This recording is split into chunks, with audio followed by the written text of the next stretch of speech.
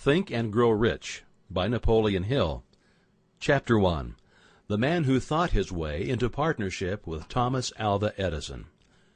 Truly thoughts are things, and powerful things at that, when they are mixed with definiteness of purpose, persistence, and a burning desire for their translation into riches or other material objects.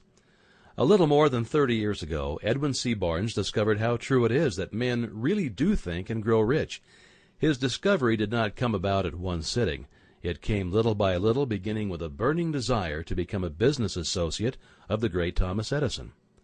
One of the chief characteristics of Barnes's desire was that it was definite. He wanted to work with Edison, not for him.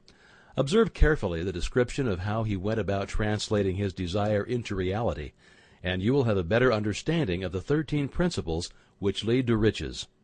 When this desire or impulse of thought first flashed into his mind, he was in no position to act upon it. Two difficulties stood in his way. He did not know Mr. Edison, and he did not have enough money to pay his railroad fare to Orange, New Jersey.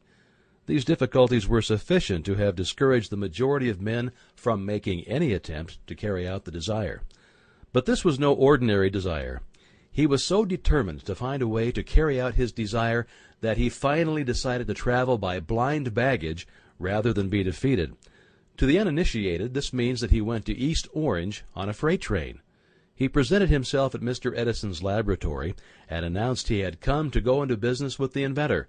In speaking of the first meeting between Barnes and Edison years later, Mr. Edison said, "He stood there before me, looking like an ordinary tramp, but there was something in the expression of his face which conveyed the impression that he was determined to get what he had come after.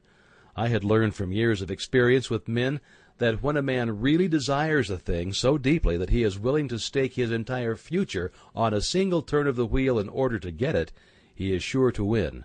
I gave him the opportunity he asked for because I saw he had made up his mind to stand by until he succeeded. Subsequent events proved that no mistake was made." Just what young Barnes said to Mr. Edison on that occasion was far less important than that which he thought. Edison himself said so. It could not have been the young man's appearance which got him his start in the Edison office, for that was definitely against him. It was what he thought that counted. If the significance of this statement could be conveyed to every person who reads it, there would be no need for the remainder of this book. Barnes did not get his partnership with Edison on his first interview. He did get a chance to work in the Edison offices at a very nominal wage, doing work that was unimportant to Edison, but most important to Barnes, because it gave him an opportunity to display his merchandise where his intended partner could see it. Months went by. Apparently nothing happened to bring the coveted goal which Barnes had set up in his mind as his definite major purpose. But something important was happening in Barnes' mind. He was constantly intensifying his desire to become the business associate of Edison. Psychologists have correctly said that when one is truly ready for a thing, it puts in its appearance. Barnes was ready for a business association with Edison. Moreover, he was determined to remain ready until he got that which he was seeking. He did not say to himself, "Ah, well, what's the use? I guess I'll change my mind and try for a salesman's job." But he did say, "I came here to go into business with Edison, and I will accomplish this end if it takes the remainder of my life." He meant it. What a different story men would have to tell if only they would adopt a definite purpose and stand by that purpose until it had time to become an all-consuming obsession. Well, maybe young Barnes did not know it at the time, but his bulldog determination, his persistence in standing back of a single desire, was destined to mow down all opposition and bring him the opportunity he was seeking.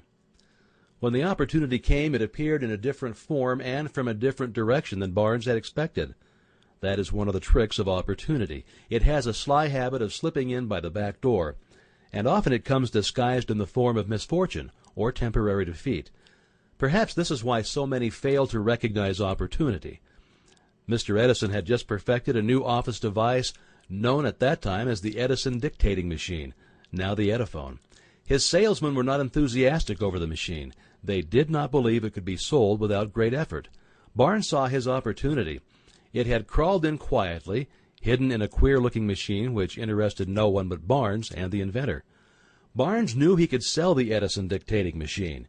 He suggested this to Edison and promptly got his chance. He did sell the machine. Sample complete. Ready to continue?